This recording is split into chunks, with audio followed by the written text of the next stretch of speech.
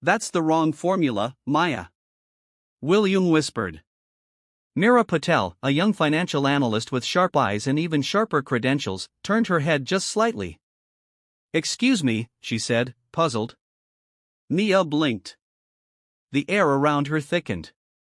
I said the growth formula on slide 12 is reversed," Mia said softly. "The projected CAGR, it's off." A beat of silence. Meera blinked rapidly. "You're a caterer, right?" "Yes," Maya replied, her voice steady despite the heat rising to her cheeks. "But I used to study analytics. The compound calculation's inverted. It'll show inflated returns." Mira's brow furrowed. "I think you're mistaken." Maya gave a slight nod, stepping back, resuming her pace.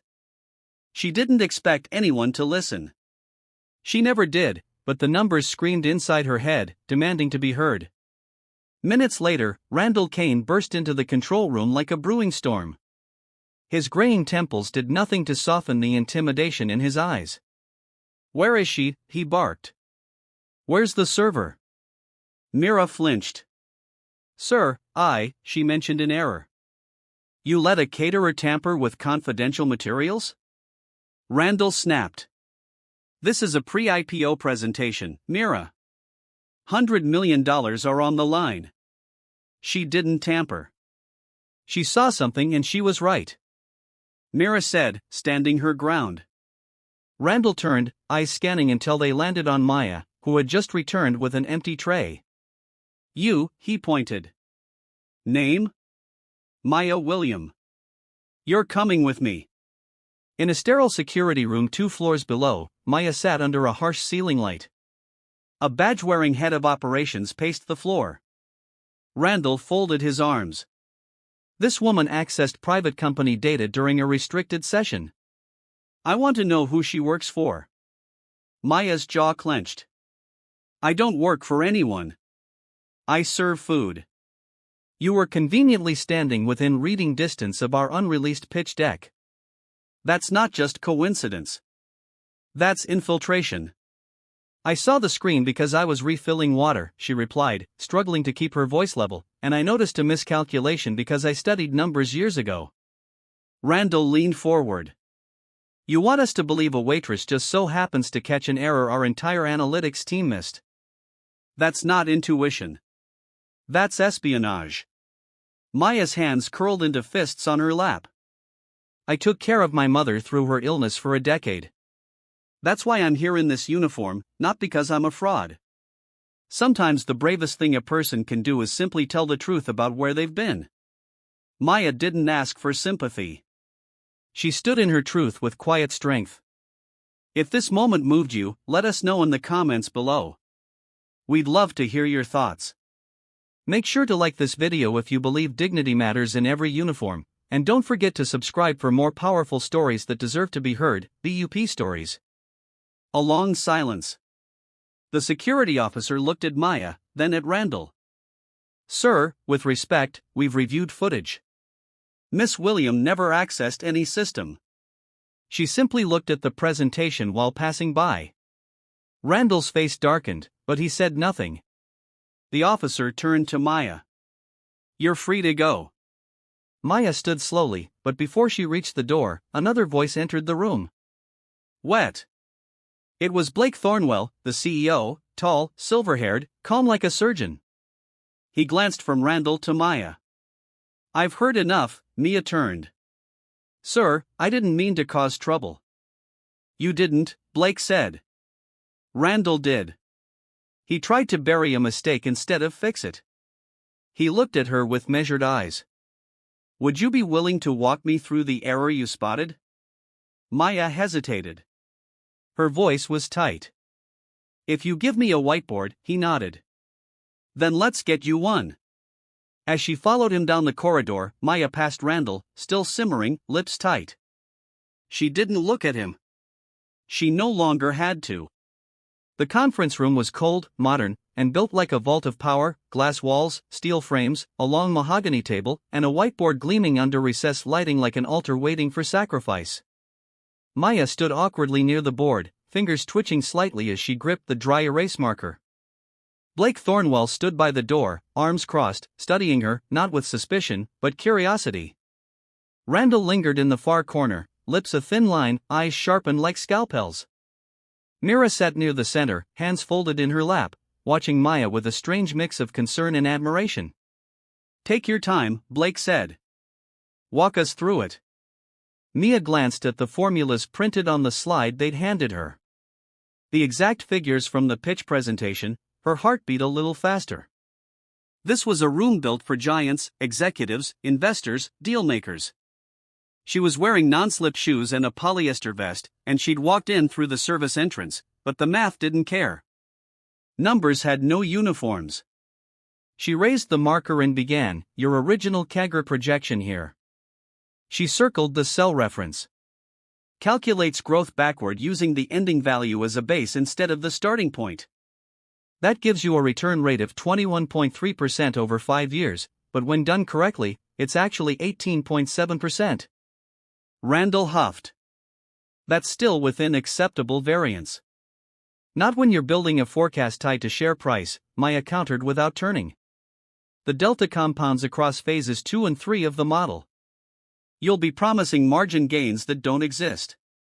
Mira's eyes darted across the revised calculations. Maya was scrawling. "She's right," she whispered. "And if the investors run independent models, they'll see the same." Blake stepped forward slowly. "Randall, how long have these projections been in use?" Randall stiffened. "Weeks, approved by committee." "Not by me." "It was in the binder you signed." Blake's brows furrowed. "I didn't see this version." Maya lowered the marker and turned. "This isn't just a typo. Someone recalculated the model to show a more aggressive return than is realistically supported. Either it was careless or it was deliberate." A long silence followed. Randall spoke first, tone measured but cold. "You're suggesting intentional fraud from your position." "I'm not suggesting anything," Maya said. "The numbers speak for themselves." Blake stared at the board, then at Randall. "Pull the full model from backup. Compare every formula with the original projections. If anything was changed, I want to know who did it and when." Randall clenched his jaw. "I'll get on it." He left the room like a closing door. Blake turned to Maya. "And you come with me." The private executive suite was quieter, warmer with bookshelves and photographs of boardroom meetings past. Blake poured himself a glass of water and offered one to Maya, which she declined politely. He sat, studying her again. "I want to understand something. You're not a data analyst." "Not anymore." "So why speak up?" Maya hesitated. "Because it was wrong. Plenty of people see wrong things and say nothing." "I didn't always," she admitted. "But silence never fixed anything." Blake nodded slowly. "Where did you learn this level of modeling?" "I studied computational finance at Northwestern," she said. "Dropped out my junior year when my mom got sick." He leaned forward, intrigued. "You're local." "Born and raised, Southside. My mom worked for the Postal Service." She was sharp, quieter than me, but she knew how to spot things people missed. He glanced at her scarf. "That hers?" Maya's hand touched the soft red silk. "Yeah. She wore it every time she had to do something brave." Blake stood and walked to the window. Below them, Chicago stretched wide and restless. "You understand what's at stake today?" he asked. "Yes, $100 million. A deal that will put your firm on the national radar, and now it may fall apart." Mia said nothing. Then Blake turned back. "But if it was based on a lie, maybe it should." Later that afternoon, in the staff lounge, Mia sat alone at a tiny round table sipping lukewarm tea. The kitchen buzzed behind her, unaware of the storm above. She'd been given the rest of the day off with pay. The catering manager hadn't asked questions, only handed her an envelope with her shift cancelled in pen. She felt suspended like the moment after a jump before the landing. Then Mira walked in. I know. That's why it matters. Back at the safe house, Maya stood in front of the whiteboard one last time. The names had been crossed out. Arcs of red line drawn through dates, evidence codes, digital fingerprints. The story wasn't finished. The case would move forward. Arrests would be made, testimonies collected. But for her, the arc had turned. It was no longer just about exposing injustice. It was about building something better. She uncapped a marker and wrote a single phrase across the top of the board. Let truth be the legacy, not the secret. And then she exhaled, not in surrender, but in peace. Winter's first breath came in quiet flurries, dusting the Indiana woods with a soft hush. Maya stood at the cabin window, watching tiny snowflakes drift across the darkening sky. The storm outside felt gentle, almost forgiving. Inside, the air hummed with something heavier possibility. She traced a finger along the frost-edged glass, thinking of everything that had changed, of the names she'd spoken and the walls she'd dismantled. A part of her still wondered, had she truly broken free, or was she just stepping into the next fight? Maya turned to Mira, who sat at the table, scrolling through notes on her tablet. Mira's eyes lit up as she looked up. They confirmed them today, Mira said softly. Greer's clearance has been reinstated. He's back on staff, and he'll be consulting with DOJ on how to rebuild ethical oversight in the next phase of Cobalt. Maya let her breath out slowly. And in that exhale, the tension that had knotted in her chest all those months ago began to unravel. James entered. Code off. Urgency replaced by calm. We got word. Vale was formally charged this morning. Conspiracy, fraud, evidence tampering, and Blake's is being deposed in next week's federal hearing. They're preparing corporate reform mandates. Drawing heavily from your testimony. Maya nodded, absorbing the weight of those outcomes. They're finally being held accountable. He paused. They are, and so are you. She met his eyes. He meant something more than fame or risk. He meant she had become the person she'd always hesitated to be. Later, they gathered in the cabin's living room. James, Mira, Maya, and a small team of attorneys left to finalize the timeline that would be presented to Congress. The old coffee maker hummed, steam curling in the warm light. This was family now, forged in truth, grounded in purpose. Maya cleared her throat. I know I've said this before, but thank you for believing before proof. For trusting me when no one else would. Mira reached out and squeezed her hand. You gave us something bigger than evidence. You gave us courage. James simply nodded, watching the young women he'd once met in uncertain light now stand stronger than any of them. A few days later, the snow had settled. The roads were slick, trees bowed under frozen white branches, and Maya found herself back in Chicago. But this time, she wasn't a quietly moving shadow in the service halls. She was there by invitation from Arrison's new interim leadership. They'd restructured the ethics department, brought in outside counsel, instituted transparency platforms, and open whistleblower lines. Maya packed her bag carefully, notebook, comfortable shoes, her mother's scarf folded in her coat pocket. She arrived at the old conference room where the first slide had shaken her entire world. It was empty. No investors this time, only board members, compliance officers, and a handful of staff. She felt the weight of timing. The same place now shaped for a different purpose. Maya stood at the front, hands resting lightly on the edge of the table. She looked out over the faces, some jaundiced by corporate fatigue, others tinged with genuine hope. I'm not here to audit your past, she began. Her voice was soft but firm. I'm here to guide your future. She spoke with clarity: the policies needed, the programs that foster safe channels, the cultural shift required for daytime truths to become routine. She talked of how fear prolongs corruption and how empathy can dismantle it. She spoke of accountability not as punishment but as foundation. A woman near the back, late 40s, eyes bright, raised her hand. How do we ensure employees don't still fear coming forward? Maya paused, letting the silence hold weight. I started out invisible, she said. Nobody expected me to know anything, and they dismissed me because of what I wore, but I learned that the smallest voice can break the loudest lie. She looked across the assembled team. Hold space for truth. When someone whispers that something doesn't sit right, listen closely. Don't dismiss. Don't punish. Earning trust is the work you must build every single day. As she finished, the room remained still a moment.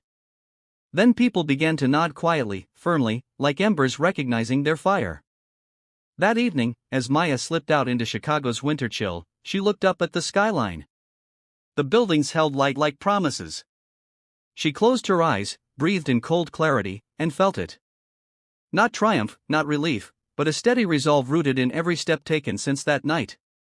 Backstage, she unfolded her scarf, draping it around her neck. It felt different now.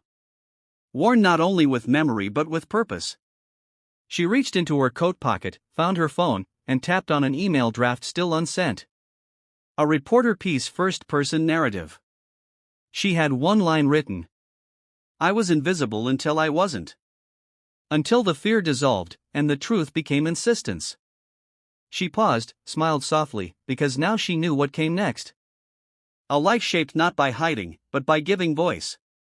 She hit send and let the winter winds carry the echo of her truth into the night. It was late afternoon when Maya returned to her childhood neighborhood, a place of cracked sidewalks, chain-link fences, and familiar shadows. The corner store still had the same flickering neon sign. A few kids played basketball with a deflated ball, the same way she once had. The past, it seemed, had a way of waiting quietly. She parked 2 blocks away and walked the rest. Each step brushing against memories that clung like dew. She hadn't been back in nearly a decade. Not since her mother passed. The house, now occupied by distant relatives, stood stoic and sun-faded. A woman in her 60s watered the rose bushes Mia's mother once cared for, humming an old gospel tune. Mia stood at the gate and watched for a long moment. Then the woman looked up. Lord have mercy, Maya. Maya smiled. Hi, Miss Eloise. The older woman dropped the watering can and rushed to her, pulling her into a tight motherly hug. Girl, I seen you on the news. You turned this whole world upside down. I just did what had to be done, Maya murmured. No, baby, Miss Eloise said, cupping her cheek. You did what most folks are too scared to even whisper about. You spoke against the machine. Mia felt the warmth of that praise, but she also felt its weight. She hadn't come for praise. She'd come because this street, the porch where she and her mother used to sit, the sounds of old jazz on summer nights, the quiet dignity of neighbors looking out for each other. This was where her voice had been born. Later, she sat on the porch steps, a warm cup of tea in hand, watching the sky darken into twilight. From this place, the world seemed both distant and close. The echoes of her recent battle reverberated in every breath of wind. Mira called just before sunset. They're moving to a federal panel, she said. Not just for Arison. This is going national. A committee is being formed to review all private tech contracts with the government. Mia's fingers tightened around the mug. That's good. She said, it's what we hoped for, but there's a catch. Mira added, they want you on the panel. Mia blinked. Me? I'm not a lawyer or a legislator. You're the reason it exists. Mira replied. And the country trusts you on. Maya sighed, heart thudding, I'll think about it. After the call, she stayed out on the porch until night fully took over. The stars peeked through, and for the first time in weeks, she allowed herself to cry, not from pain, but from exhaustion and relief. And the ache of knowing justice doesn't bring back what was lost. It only offers space for something better. The next morning, Maya visited the community center where she used to help her mother volunteer. It was still running barely, but full of the same determined spirit. Kids working on laptops in one corner, elderly folks playing dominoes in another. Mr. Gerald, the director, greeted her with a wide grin. Well, I'll be damned. Maya William in my hallway. She laughed, hugging him. Still got the same coffee pot, huh? Still burns the same way, he said, chuckling. They sat together in his office and she listened to him talk about the funding cuts, the need for better access to broadband, and how young people didn't trust systems anymore. "That's why they look up to you," he said. "You made a system tremble. You reminded them they're not powerless."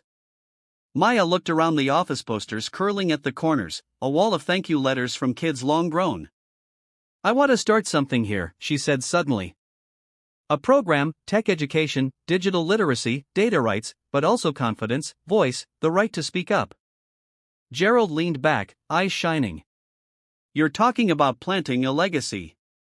"I'm talking about making sure no one else has to be invisible to be heard," she replied. By week's end, the media attention began to shift. New scandals, new headlines, but Maya remained a steady presence. She declined interviews, turned down book deals. She focused on the work, the hard, quiet, often invisible work of rebuilding from the ground up. She drafted the outline for the community program with Mira's help. James connected them with nonprofit backers. Greer volunteered to mentor. The project was named Voice Valuing Our Inner Courage Every Day. The launch date was set for spring. Maya stood in the empty community center one night looking at the painted walls. She could almost see her younger self sitting cross-legged on the floor, listening to her mother talk about fairness and faith. She touched the old mural of Rosa Parks and whispered, "Thank you." As she turned to leave, her phone buzzed. It was a voicemail from a woman she didn't know. "Hi, Miss William. My name is Althea. My daughter was expelled last year for refusing to sign a silence waiver at her tech internship. We were alone, but your story gave us hope. Thank you for speaking when no one else did." Maya held the phone to her chest for a moment. Then she smiled because silence wasn't winning anymore, and neither was fear. The chill of February crept through the city. But inside the repurposed gymnasium that now served as the new voice center, warmth pulsed in the hum of conversation and the shuffling of folding chairs. Bright banners lined the walls, bearing words like courage, truth, and equity. The scent of coffee and fresh pastries wafted from the back, mingling with the scent of fresh paint. This wasn't just an opening. It was a reclaiming. Maya stood in the hallway for a long moment, watching through the doorway as young adults settled into seats, clipboards in hand. Volunteers helped elders navigate the registration table. Local high schoolers passed out flyers. There was energy here. Not flashy, not loud, but real, tangible. It was what she dreamed of as a girl sitting in that very community center, wondering if her voice would ever matter. James appeared beside her, looking uncharacteristically calm in a brown cardigan and jeans. "Full house," he said, nodding toward the packed room. "More than I hoped," Maya whispered. "Less than what's needed. You started the wave. Now it's moving." She gave him a small smile, then stepped into the room. The murmuring settled as she approached the podium, a modest wooden stand with a small microphone attached. She took a deep breath and looked over the crowd. "I want to